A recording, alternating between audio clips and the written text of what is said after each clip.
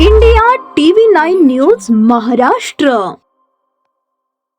इसम नामे नागेश शिवलिंग कोरे वय 53 राहणार मेत्रेवस्ती कुमठा नाका सोलापूर याच्या विरुद्ध सन 2017, 2021, 2025 या कालावधीत गैरकायद्याची मंडळी जमा करून दंगा मारामारी करणे, खुल्या प्लॉटची व घर बांधकामाची खोटी कागदपत्रे बनवून सामान्य जनतेची घर जागा जबरदस्तीने बळकावणे, सार्वजनिक मालमत्तेचे नुकसान करणे यांसारखे गुन्हे दाखल असल्याने त्याच्या विरुद्ध MIDC पोलीस ठाण्याकडून